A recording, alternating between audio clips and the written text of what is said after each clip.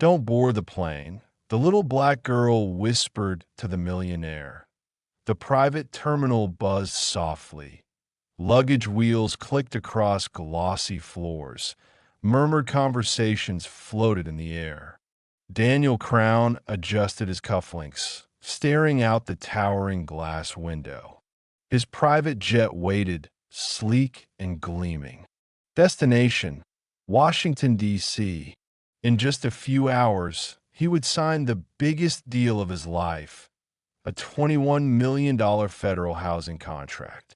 Years of work had led to this that he triple-checked the itinerary, cleared his schedule, secured the documents on a password-protected tablet.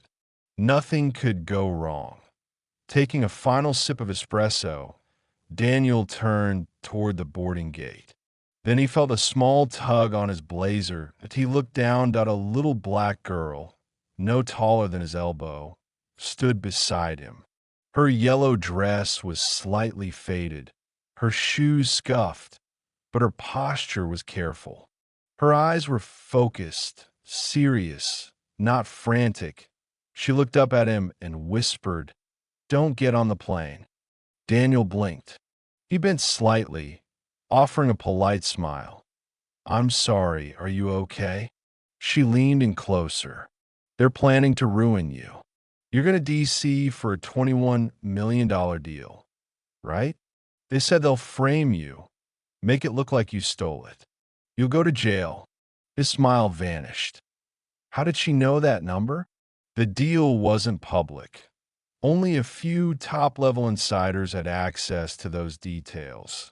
The girl glanced around, nervous. "They showed me your picture on a board. Said your name. I wasn't supposed to hear it." Daniel stared at her. She was too young to fake this, too genuine. Just then, a blonde woman approached, dressed in a crisp suit. Her tone was light, but her eyes were sharp. "I'm so sorry," she said with a pleasant laugh. "She talks to strangers sometimes. Come on, sweetie." The girl hesitated but allowed the woman to take her hand. Daniel stood slowly. "What did she mean by that?" he asked. The woman smiled. "Oh, nothing. She's imaginative. I'm her temporary guardian. We're between placements. Long travel day." The girl looked back at him, silent now. She'd already said too much. Daniel hesitated, then turned and followed them. "Excuse me," he said. "I need to ask again.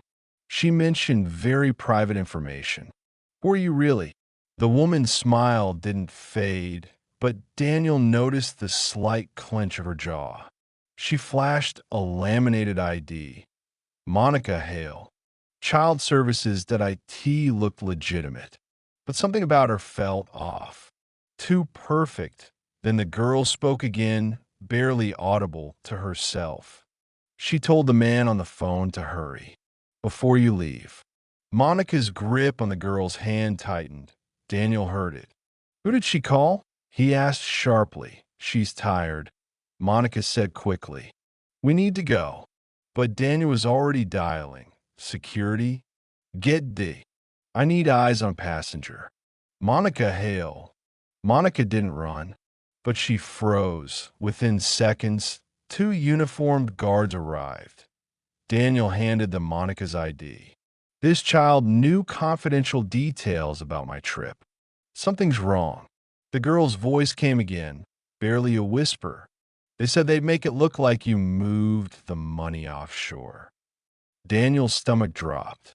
That was the plan, and nobody outside the inner circle should have known that he knelt beside her. "How do you know that?" "I pretend to sleep," she said. "They talk in the hallway. They said they'd switch your tablet on the plane. The other one has fake papers." The guards exchanged tense looks. Daniel stood, stunned. He had kept that secure tablet on him, the only copy of the contract, digitally signed and traceable. If someone swapped it with a doctored version, he'd be accused of fraud. Monica stepped forward. "I need to call my agency." Daniel shook his head. "No, you're not calling anyone. One of the guards stepped between them. Ma'am, we'll need to search your bag. Please come with us. Monica tried to laugh it off. She's a child. You're delaying a flight over a story. But her voice cracked. The girl was calm now. Daniel knelt beside her again. What's your name? Ari, she whispered. But she told me to say Kayla today. Daniel's jaw clenched. This wasn't guardianship. It was a cover point. Two more officers arrived. They searched Monica's bag. Inside, tucked between a magazine and gum, was a duplicate tablet. Same model, same case, same screen protector. But the files were doctored, rerouting millions to shell companies in Nigeria and Malta. Fake approvals, hidden signatures. Everything timed for a mid-air switch. Monica had been hired to board the jet, sit behind Daniel, and make the swap. After landing, she'd vanish. Daniel would walk into a trap, with a digital trail framing him for federal theft, but it failed because of Ari. Later, Monica was arrested. Her confession cracked the operation wide open. Several conspirators had already boarded separate flights under false names, but now authorities had evidence. Daniel didn't board the plane that night. He stayed behind, sitting with Ari in a quiet security office. When asked what to do with her, he didn't hesitate. She stays. Under protection. I'll cover everything. Monica had called the child disposable.